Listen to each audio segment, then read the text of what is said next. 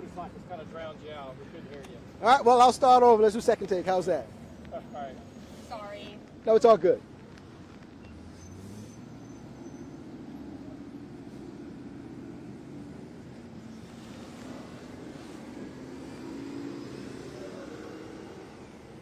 Okay, Chief. All right, here goes second take.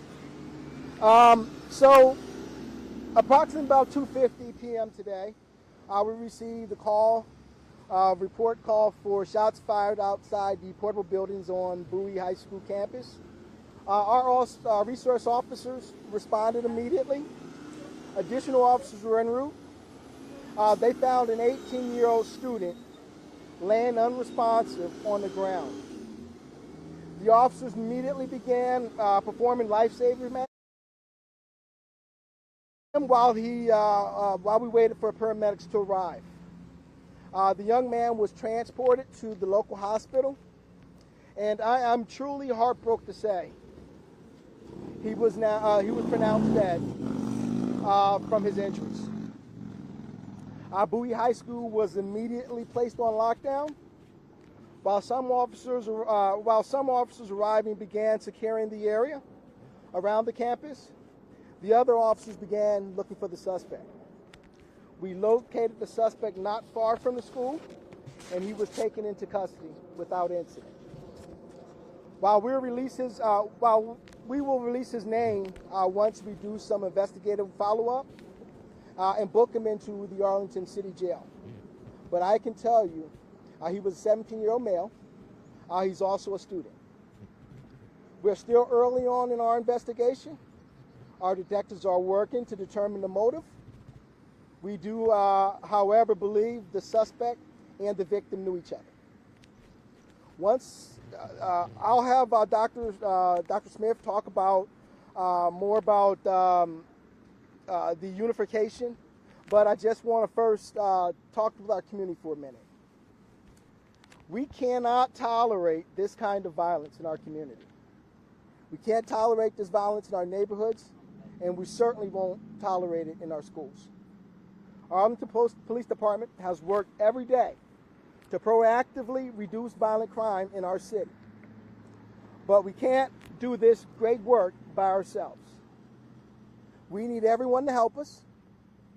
If you own a firearm, we need you to properly secure it so it doesn't end up in the hands of kids. If you have concerns about your kids or anything that's happening in the schools, please report it. There's many, many resources out there for us. And finally, as a society, we have to stop resorting to violence. Violence is never the answer. With that, I'll turn it over to Dr. Smith. My Chief. Oh, my fault. Sorry.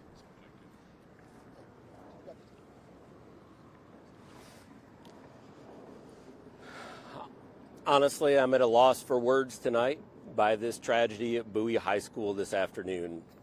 Schools are supposed to be a place of learning and growth, and this afternoon that was interrupted by senseless violence. Right now, our students are being reunited with their families at the Arlington ISD Athletic Complex, which we opened at 5:20 p.m. tonight. Tomorrow, students at Bowie High School will not have school, but I want to assure our community that we are going to support them with counseling and resources, along with our staff, when they come back to school. At this time, I want to thank the Arlington Police Department for their swift action today and their partnership.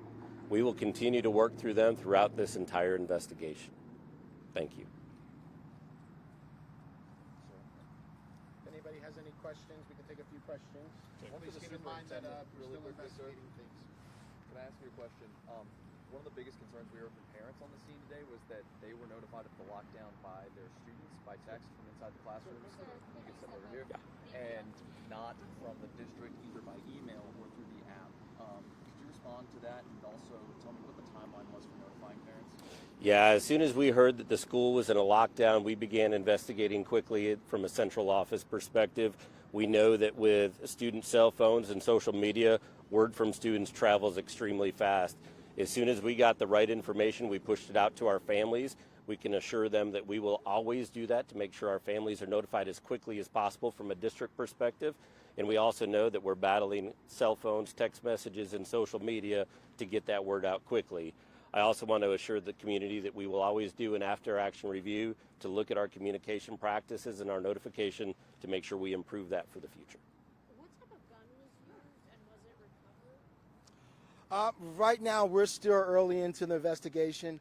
I know that there was a book bag recovered, but we're not sure what type of caliber gun or if that was a gun inside that bag.